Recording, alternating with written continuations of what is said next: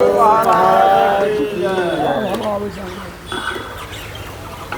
करण नहीं बोलने हमको, देखते हैं माइक बराबर भाग रहा है। हमसे कीजिए श्री सद्गुरु। सबको ठीक से बैठिए, अच्छे से बैठिए सब कोई।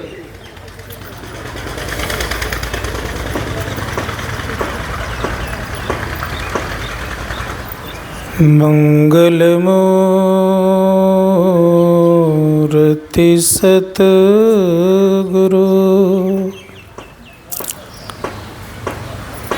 मिलवे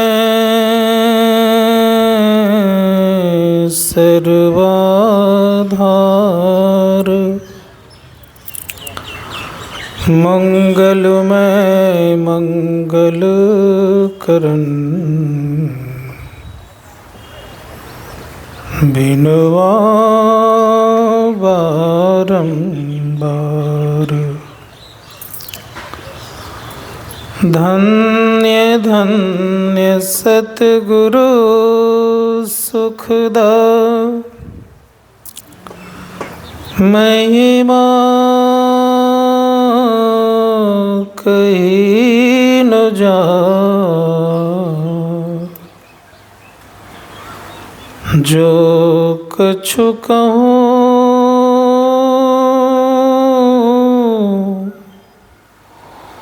तुम्हारी कृपा,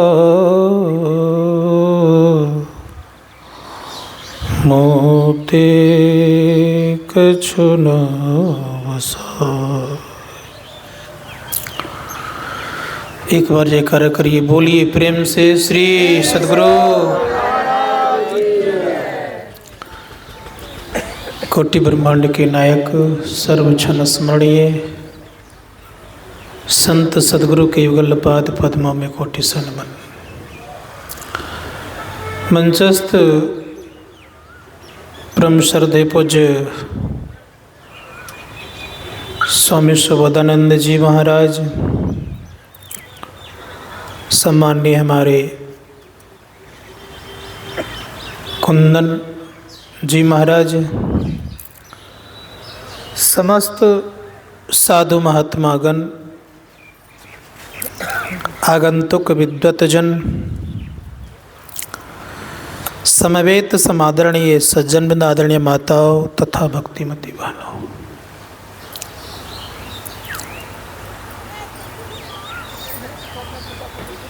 प्रत्येक व्यक्ति नाम से जाने जाते हैं।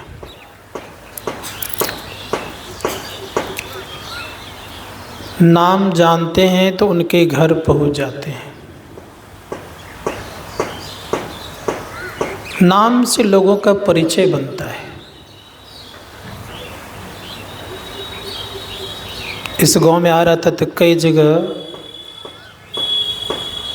पूछे हमसे कि कहाँ जा रहे थे। मैंने कहा कि क्या नाम है, अचरा।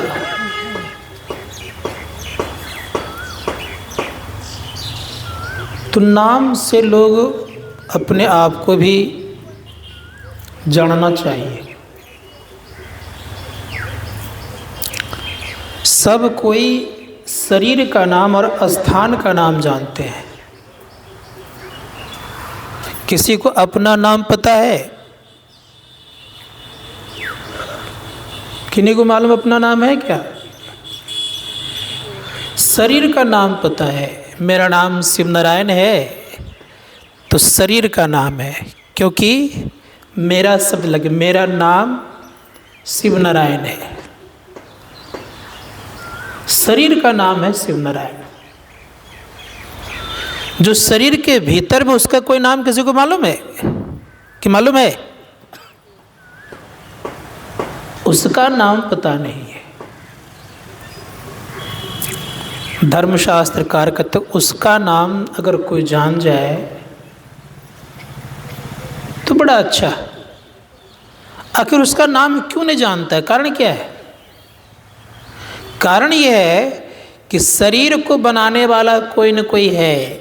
माता पिता के संजोग से यह शरीर का निर्माण हुआ, इसलिए इसका नाम रखा गया। लेकिन चेतन को बनाने वाला कोई संजोग नहीं है, इसी कारण इसका कोई नाम नहीं है।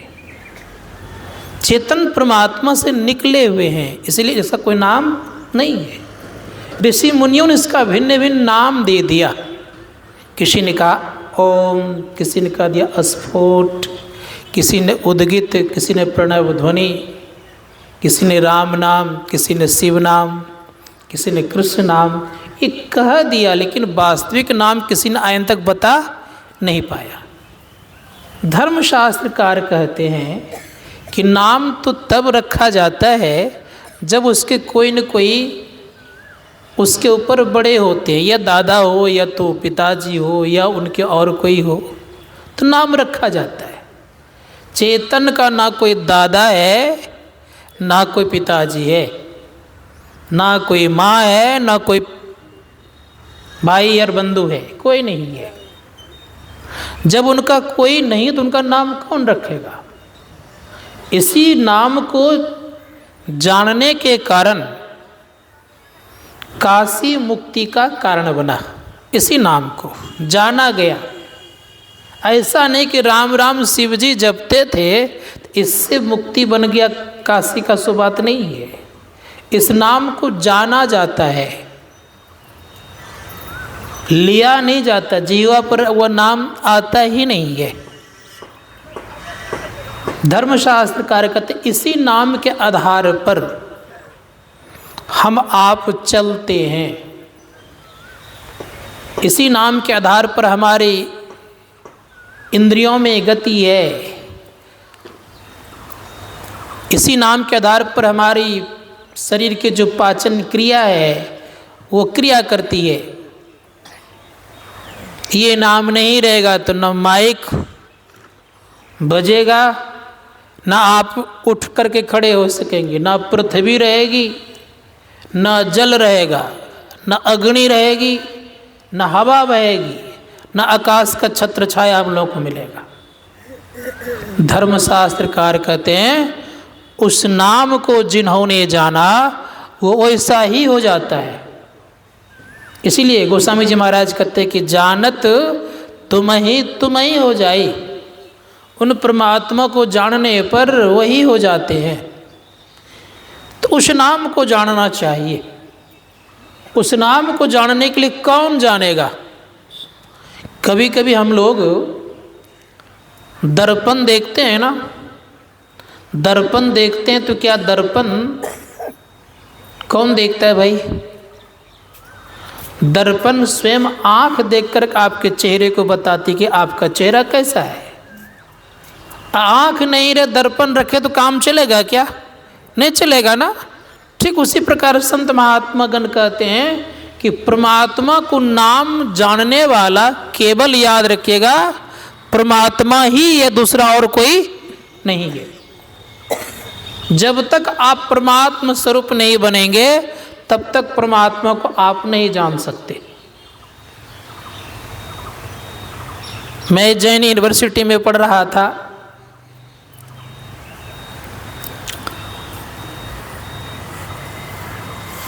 तो कॉलेज के प्रोफेसर से एक आध बार मुलाकात हमसे हुई तो कई बार, लेकिन बातचीत कुछ चली। उन्होंने कहा कि प्रभु को कैसे जानते हैं लोग, कैसे परमात्मा को जान सकते हैं? तो मैंने कहा कि गणाधिपति तुलसी हो गए, जैन धर्म के बड़े आचार्य हुए। उन्होंने कहा प्रभु बन करके हम प्रभु की पूजा कर सकते हैं। बात समझ आई? जब तक आप प्रभु नहीं बनेंगे तब तक प्रभु को आप जान नहीं सकते। तो प्रभु बनने के लिए क्या करना पड़ेगा?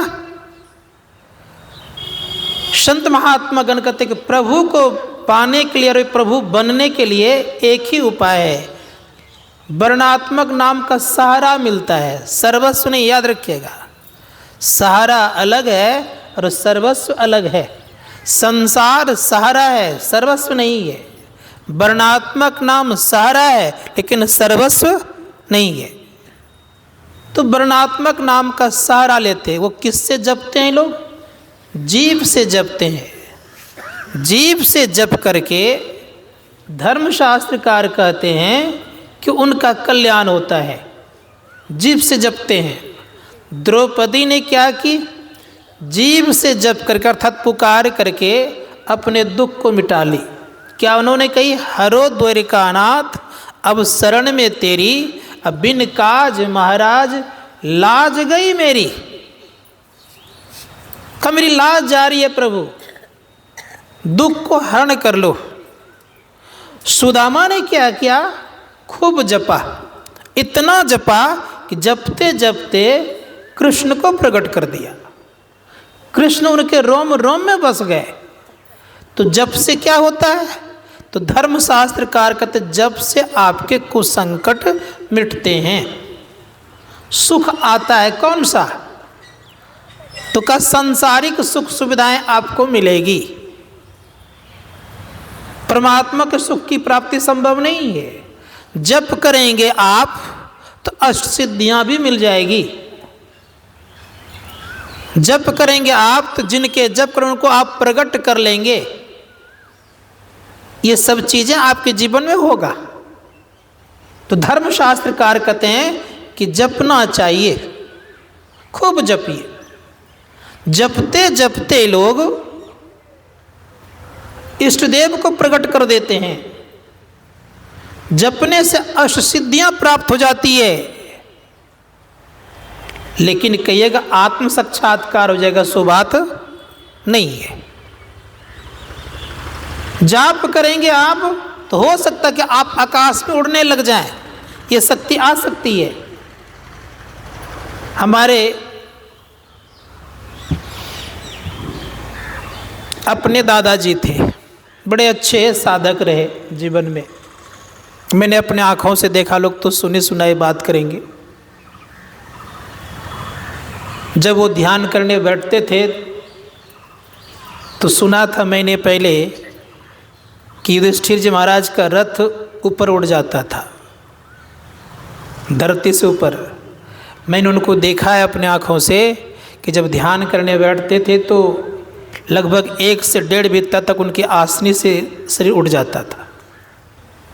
दूसरी बात मैंने देखा उनके जीवन में कि इतना आग में वो डूब जाते तो उनको आग जला नहीं पाती थी। इतने आग उनके चारों तरफ पड़ने के बाद भी जलते नहीं थे। ये मैंने खुद देखा है।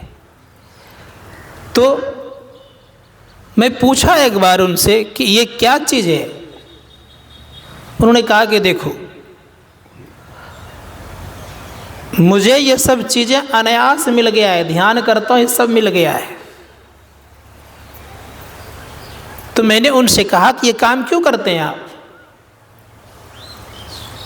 तो उन्होंने कहा कि बात ये है कि कभी अगर ऐसी स्थिति आ जाती है तो कर लेता हूँ, लेकिन बड़े ही दूर दूर के लोग उनके पास आते थे, रो करके जाते थे हंसते हुए। लेकिन परिणाम ये हुआ, जब शरीर का परित्याग किया तो बड़े अच्छे ढंग से परित्याग किया। अच्छे अच्छे महापुरुष तक शरीर का परित्याग नहीं करते। सबों को बुला लिए ब्रह्म मुहूर्त में। ब्रह्म मुहूर्त में बुला कहते हैं, हम सामने में खड़े हैं, हमसे कहते हैं कि देखो शिवनारायण, मैं अब जाने वाला हूँ। कहले कहाँ जाएंगे अभी आप? सबको बुला लिए। उनके एक बड़े भाई थे, उनसे कहते हैं कि भैया मैं अब जा रहा हूँ। हाथ जोड़ते हैं और चल देते हैं। पानी देने की जो नौबत आती है मरने वक्त, वो भी नहीं दे पाए, हाथ जोड़े चल पड़े। तो जब ध्यान साधना करते हैं, जप करते हैं तो सिद्धियां आती है। पानी उनको कभी डुबाता नहीं था, मैंने देखा कई बार। उतनी शक्ति आ गई थी कि धार बह रहा इधर तो कोई लकड़ी डाल देने पर कहते इधर चलो, इधर चलता था। तो साधना अर्थात जप करेंगे तो आपको ताकत आएगी। गोरखनाथ जी महाराज ने बड़ा सुंदर शब्दों का प्रयोग किया। उन्होंने कहा 600 सहस्त्र 2100 जाप अनहद उपजे आपे आप। जब आप जाप करते हैं ठीक ठीक, कितना का 4 प्रकार के जाप करने की प्रक्रिया है। एक वाचिक जाप है, और दूसरा उपांशु है, तीसरा श्वास जप है, और चौथा मानस जप है। तो गोरखनाथ जी महाराज करें कि जाप जो करें तो कैसा, इन्होंने कहा कि श्वास जाप करें, 21,600 बार 24 घंटा में श्वास लेते हैं लोग। सामान्यतः व्यक्ति, स्वस्थ व्यक्ति का प्रत्येक श्वास पर अगर कोई जप करते हैं तो उनके अंदर में अनहद ध्वनि अपने आप प्रकट हो जाता है, सुनाई पड़ती है उनको। लेकिन कैसे जपा जाएगा? तो महर्षि मई प्रमंजमा ने टीका किया, बड़ा सुंदर से उसकी व्याख्या की। उन्होंने कहा कि जब की शुरुआत जो करते तो कैसे करेंगे आप? कहा कि जहां से श्वास लेते हैं, कहां से लेते हैं? बाहर का जो हवा है, इसको याद रखिए, बाहर के हवा को समष्टि वायु कहा जाता है। अब 12 अंगुल के अंदर के हवा को व्यष्टि वायु कहा जाता है। का जहां से वायु ली जाती है और जहां छोड़ा जाता है, तो कहा उस पर अगर आप ठीक ठाक जाप करते तो कहाँ जाएगा? तो धर्मशास्त्रकार कहते हैं और संतवाणी कहती है कि जैसे रिटर्निंग अंदर की तरफ हवा आती है उसी आधार पर छोड़ते और लेते हैं। तब जब आप पुकार करते हैं प्रत्येक श्वास पर, तो गोरखनाथ जी महाराज कहते हैं आप अगर एक दिन में 24 घंटा होता है और 24 घंटा में 21,600 बार श्वास लेते हैं, इस श्वास पर अगर ठीक ठीक लगते हैं तो धर्मशास्त्रकार कहते हैं आपके अंदर में अनहद शब्द मिलेगा। इसीलिए हम लोग को जपना चाहिए। जाप के संबंध में सुन रहे थे, सुमरिए नाम रूप बिनु देखे, सुमरण कीजिए, रूप को बिना देखे कीजिए, रूप आ जाएगा आपके जीवन में। दूसरी बात कहा कि महामंत्र जपत महेशु काशी मुक्ति हेतु उपदेशो। इसको महामंत्र का, कौन मंत्र को? जीव से जपने वाले को महामंत्र नहीं कहा गया है। मन से जपने वाले मंत्र को महामंत्र नहीं कहा गया है। वाचिक जाप को महामंत्र नहीं कहा गया है। श्वास जप को महामंत्र नहीं कहा गया है। तब कौन जप है वो? उपांशु जब भी महामंत्र नहीं है, तब कौन जप है? धर्मशास्त्रकार का तो उसको जपा नहीं जाता है, उसका ध्यान किया जाता है। जो सब में रमन करने वाला राम है उसका ध्यान किया जाता है। जो उसको ध्यान में ले आता है उन्हीं के द्वारा काशी मुक्ति का कारण बनता है। काशी में लोग सुने होंगे आप लोगों ने, कि आप लोगों ने सुना है काशी में क्या करते हैं लोग? तो शरीर का परित्याग कर कहते हैं कि मुक्ति मिल जाएगी। लेकिन संत कबीर साहब कहते हैं कि अगर काशी में जाने से मुक्ति अगर मिल जाती तो सबको मिल जाती। उन्होंने कहा जस काशी तस मगर उषा हृदय नाम जूझा। जैसा काशी है वैसा मेरे लिए मगर है, दोनों में कोई अंतर नहीं है। उन्होंने जानते हैं कबीर साहब जिंदगी भर काशी में रहे, लेकिन याद रखिएगा कभी उन्होंने काशी में शरीर नहीं छोड़े। जिंदगी भर काशी में रहे, लेकिन शरीर कहाँ जाकर छोड़ा? मगहर में। मैं गया हूँ मगहर। अब मगहर गए तो क्या हो गया? शरीर छोड़ते ही हिंदू और मुस्लिम दोनों आ गए।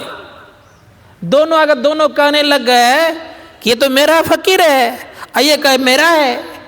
संजोग दोनों आपस में झगड़ने जब लग गए तो 2 गुलाब फूल बन गया। एक ने क्या किया? दफना दिया, और एक ने क्या किया? समाधि दे दिया। मैं वहां गया हूं और दोनों का आसपास ही है। एक केवल दीवार दिया है, उस पर बना दिया, क्या कहते वो जो इस्लाम धर्म के लोग बनाते हैं, कब्र बना दिया, और इधर क्या कहते समाधि दे दिया। दोनों की पूजा होती है। वहां जाकर के लोग नमाज भी पढ़ते हैं, वहां भी पैसा चढ़ाते हैं, यहाँ भी चढ़ता है, दोनों से चढ़ता है। तो कौन सा नाम जपा उन्होंने? धर्मशास्त्रकार कहते हैं कि सब कोई नाम नाम कहते हैं, नाम नाम सब कोई कहे। कहीं राम राम भी याद रखिएगा। का नाम नाम सब कोई कहे, नाम न चिन्ह कोई। नाम चिन्ह सदगुरु मिले, नाम कहावे सोई। वो नाम कहाँ और कहाँ नहीं है। धर्मशास्त्रकार कहते हैं वो सब जगह नाम है, उस नाम को जानना चाहिए। उस नाम की महिमा बड़ी निराली है। उसी नाम को भगवान शिव जानते थे, इसीलिए भगवान शिव ने कहा कि जो उस नाम को जान जाता है उसको महामंत्र कहा गया है। और जो वर्णात्मक नाम जब क्या होगा, तो एक कहानी सुनाता हूं मैं आपको। एक बार बड़ा सुंदर सजावट किया गया था जंगल में। जंगल में बहुत सारे बड़े अच्छे ढंग से पार्टी कर रहे थे। पार्टी आप लोग करते हैं ना कभी कभी, तो भूत भी पार्टी कर रहे थे। बड़ा सुंदर पार्टी करते, डांस कर रहे थे, नाच कर रहे थे। उसी होकर के एक सीताराम के भक्त जा रहे थे। उन्होंने पूछा कि भाई ये नाच किस बात की है? तो भूतों ने कहा कि मेरी बेटी की कल शादी है। का किन से होगी? का अमुक सेठ का पुत्र मरेगा, वो प्रेत बनेगा, उससे मेरी बेटी की शादी हो जाएगी। अब पड़ गए फेर में, सब समाचार ले लिए बड़े प्रेम से। अब करते क्या? का कब मरेगा? का कल ही मरेगा। इसीलिए आज धूमधाम से हम लोग क्या कहते हैं, पार्टी मना रहे हैं। दोनों आपस में ये सब प्रेत भूत सब नाच कर रहे थे, आनंद ले रहे थे, बढ़िया सजावट किए हुए थे। इस सीताराम के जो भक्त थे उनके यहाँ गए। किनके यहाँ? सेठ जी के यहाँ। का सेठ जी एक काम कीजिए, आप अपने पुत्र को बुलाइए। तो कहा वो तो उठ नहीं पाता है, मरणासन है। कब बोलता है कि नहीं? कब बोलता भी नहीं। कब सुनता है कि नहीं? कहाँ सुनता है। जाके इन्होंने क्या किया, उनके सामने एक मंत्र बता दिए जपने के लिए। जब जाप करने के लिए मंत्र बता दिया गया तो जाप जब करने लग गए तो उनकी आयु थोड़ी बढ़ गई। अब जब आयु गई तो स्वस्थ हो गए। उधर से जब घूम फिर करके आए, ये सीताराम जो भक्त थे उनके जप करने वाले, उधर जब घूम कर तो सारे भूत रो रहे थे। पूछा कि तुम रो क्यों रहे हो? कहा क्या बताऊं, एक महात्मा इधर से गुजर रहा था, उसको मैंने बता दिया कल मेरी बेटी की शादी है, और उसने कौन सा मंत्र उसको दिया, उसकी मृत्यु ही नहीं हुई। अब मेरी शादी बच्ची की रुक गई, इसीलिए रो रहा हूं। तो था तो वही व्यक्ति। अंत में कहते कहते कह देता कि आप ही तो कल इधर से गुजरे थे, इसीलिए ऐसा हो गया मेरा। तो विचार करके देखिए, जो वर्णात्मक नाम जपता है तो उम्र भी बढ़ जाता है, आयु भी बढ़ती है। इसलिए वर्णात्मक नाम जपना चाहिए। वर्णात्मक नाम को अगर सिद्ध कर ले कोई तो उनका भी बहुत बड़ा पार लग सकता है। लेकिन कैसे जपा जाए? संत कबीर कहते हैं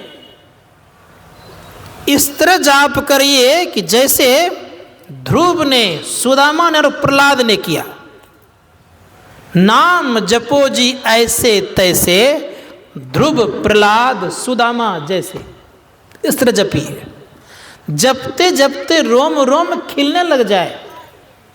जाप करते करते गुरु कहीं रुक नहीं जाए, आपके सामने प्रकट हो जाए।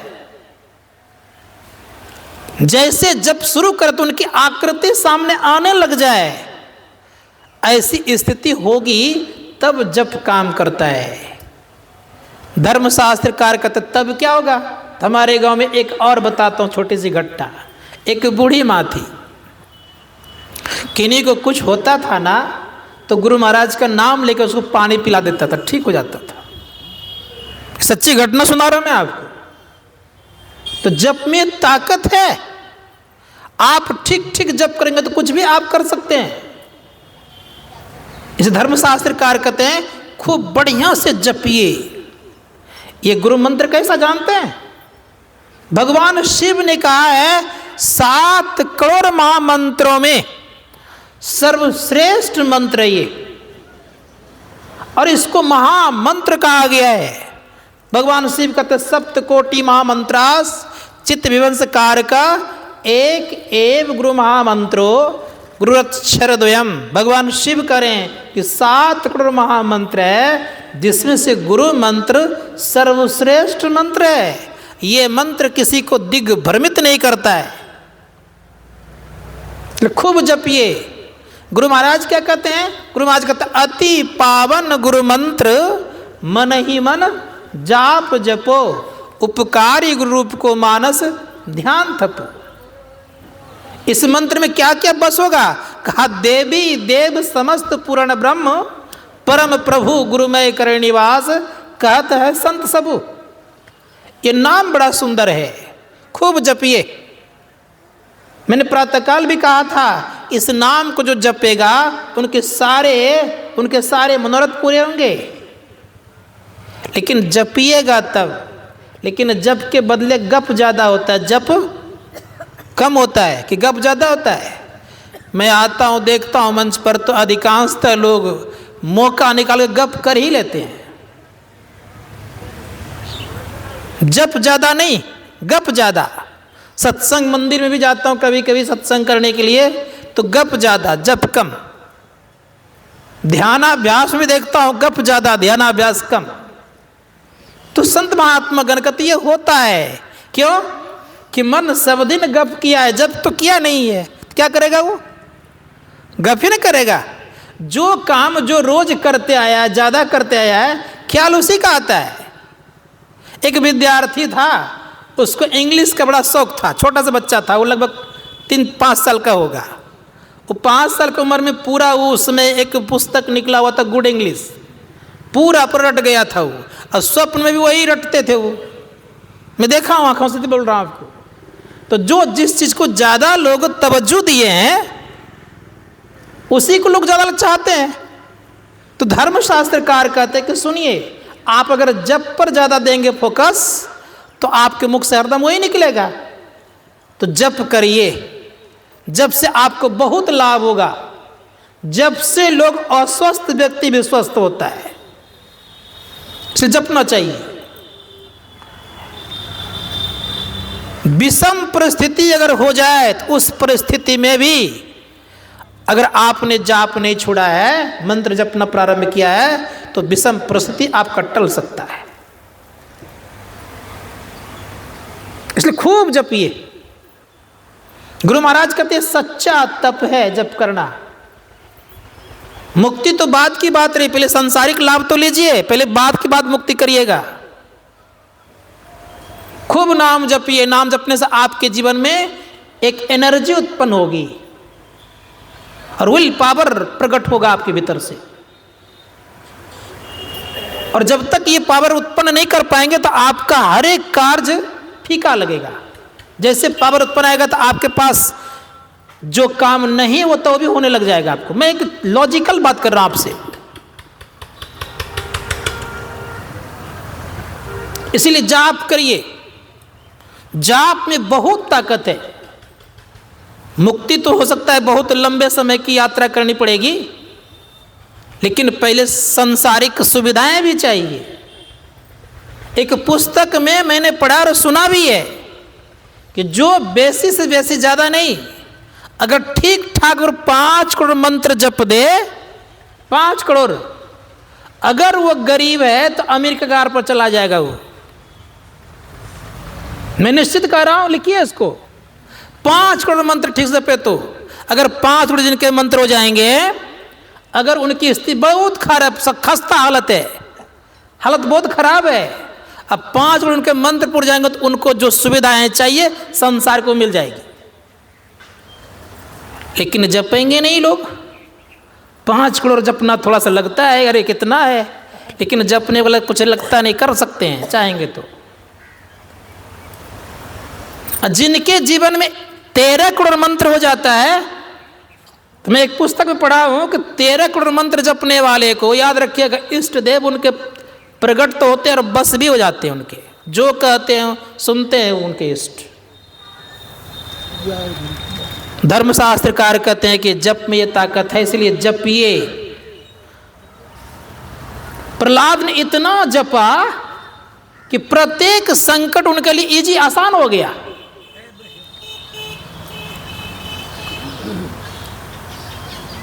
आसान हो गया, हर एक संकट आसान हो गया। इसीलिए संत महात्मागण कहते हैं कि पहला आधार भक्ति का है जप करना, अर्थात मंत्र जपना। आधार, ये प्रारंभिक आधार है। नींव है ये, नींव को मजबूत कीजिए। और जब नींव मजबूत होगा तो संत महात्मा गण कहते हैं कि उनके जीवन में और बहुत कुछ आएगा। कितना ये अनमोल जप है। आपने स्वामी रामानंद जी महाराज का नाम सुना है। स्वामी रामानंद जी महाराज एक बार तीर्थ पर जा रहे थे, तीर्थाटन करने के लिए। जब जा रहे थे तो एक शिष्य को कहा कि देखो आश्रम का देखभाल ठीक से करना। उनको भार दे करके चले गए। जब चले गए तो परिणाम ये हुआ कि जाते वक्त परिणाम ये हुआ कि जो ही चले गए तो स्थिति ये हुई, एक सेठ जी का एकलौता पुत्र, देश विदेश बहुत जाकर के उन्होंने इलाज किया, ला इलाज मरीज हो गया। सबों ने कह दिया कि अब कुछ क्षण का, कुछ दिनों का मेहमान है। कहावत बड़ी अच्छी है, जब सब जगह से लोग हार जाते हैं तब दुआ और आशीर्वाद की तरफ बढ़ते हैं। कहा भी गया है जो बात दवा से नहीं होती वो बात दुआ से होती है। अब मिल जाए पूरे मुर्शिद तो बात खुदा से होती है। तो चल दिए बेचारे। अब चल दिए तो कहाँ गए? रामानंद जी महाराज के आश्रम। आश्रम गए तो कहा कि रामानंद जी महाराज कहाँ है? कहा वो तीर्थ पर गए हुए हैं। जैसे का तीर्थ पर गए हुए हैं तो थोड़ा सा निराशा उनके जीवन में आया। फिर कहते हैं कि किसी को भार दे के तो गए होंगे, कहाँ उस कमरे में बंद है उन्हीं को भार दे के गए हैं। उनके यहाँ जब उनके पास जब पहुँचे तो उनके चरण पड़ कहते कि महाराज मेरा एकलौता पुत्र है, अगर आपकी कृपा हो जाए तो बच सकता है, अन्यथा नहीं। कह रहे मैं क्या करूँगा, डॉक्टर थोड़ो हूँ। पैर पकड़ लिए, पति पत्नी दोनों छोड़े ही नहीं। बहुत कहा सुन के पैर छुड़ाए, का छट्ठारी कमरे में बंद हो गए। मन योग पूर्वक बैठ कर उन्होंने जप किया। जप करने के बाद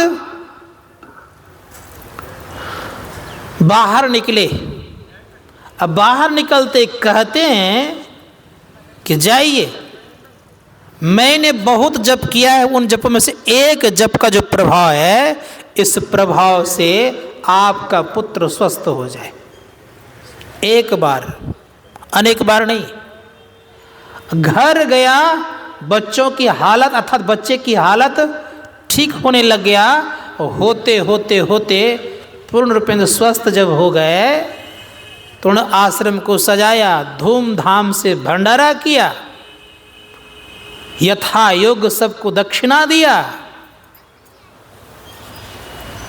और वो चले जब गए तो कुछ दिनों के बाद घूमते घामते तीर्थ करते हुए गुरुजी आ गए। गुरुजी आ गए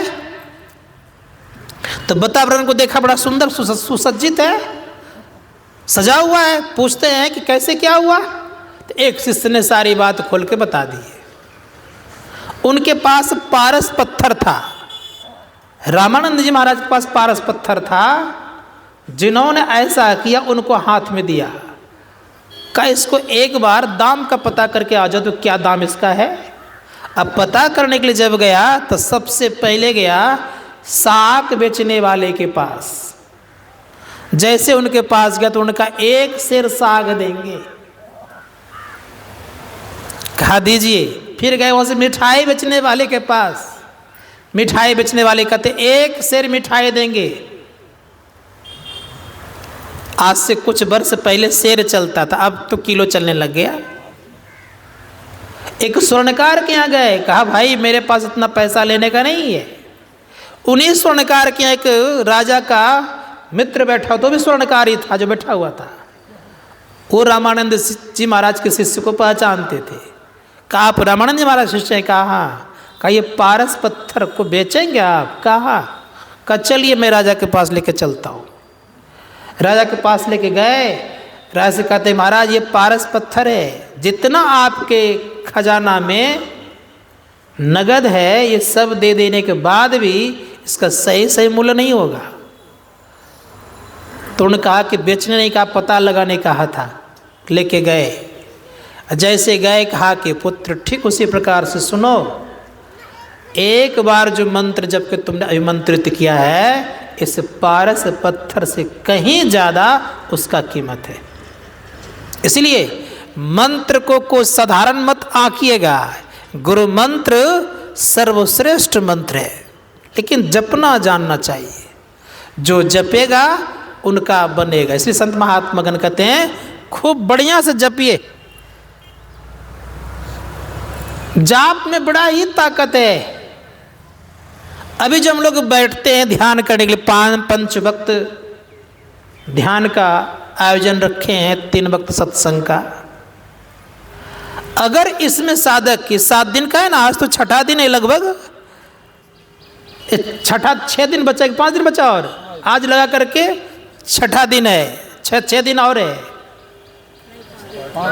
आज खत्म होगा तब ना 5 दिन, तो अभी एक टाइम तो अभी है, तो 5 दिन ही मानता हूं।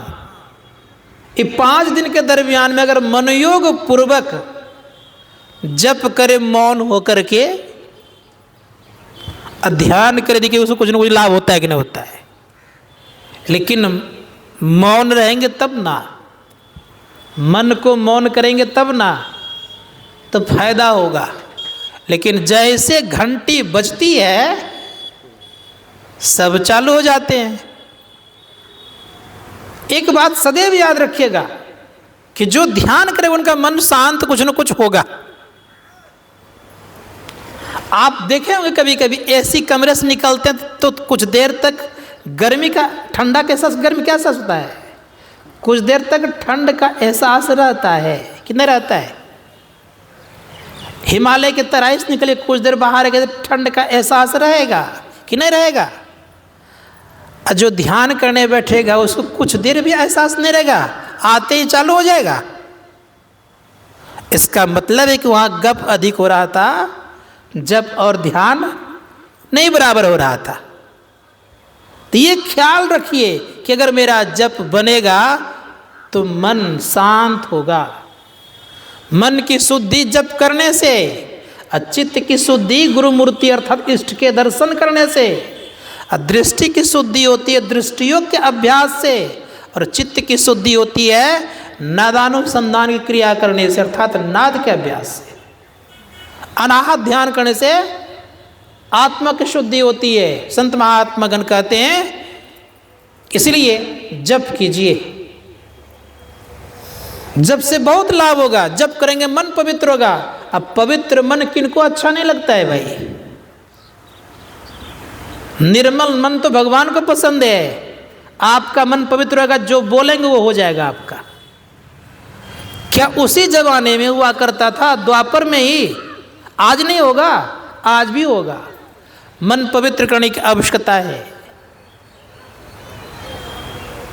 संत महात्मागण कहते कि जो पवित्र मन कर लेता उनका जीवन सार्थक होता है। इसलिए जाप खूब बढ़िया से करना चाहिए। समय तो हो गया लगभग 5, मैं तो और कुछ बोलता है इस पर। संत महात्मागण कहते हैं कि मनोपूर्वक जो जप करेगा उनका जीवन सार्थक होगा। जप संबंधी रूप का ध्यान कीजिए, इससे ज़्यादा लाभ, और दृष्टि योग क्रिया करने में और ज़्यादा लाभ। दृष्टि टिकने लग जाएगा तो निश्चित याद रखिएगा कि उनके अंतःकरण प्रकाश होगा, और प्रकाश में शब्द होता है। उस शब्द को जो पकड़ता है, तो धर्मशास्त्रकार कहते प्रकाश में शब्द को पकड़ने पर वो एक न एक दिन परमात्मा की तरफ पूरे पूरे खिंच ले आते हैं।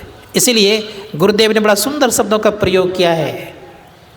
उन्होंने कहा कि जो ठीक से ध्वनि का ध्यान करता है उनके जीवन बड़ा ही अच्छा भाव उत्पन्न होने लग जाता है, अच्छी स्थिति उत्पन्न हो जाती है, स्थिति अच्छी रहती है। तो गुरुदेव के वाणी में है कि शब्द को नाद भी कहते, उनका नादों से नादों में चली। प्रणव ध्वनि सारे एक ओम सत्यनाम ध्वनि धरी में ही हो भव पारे। संसार सागर से पार हो जाएंगे, दुखों का अंत हो जाएगा। तो ध्यानाभ्यास का कार्यक्रम चल रहा है। ये 5 दिन तक तो मैं आपको 5 बजे तक मैं ख़त्म करने का प्रयास करूँगा।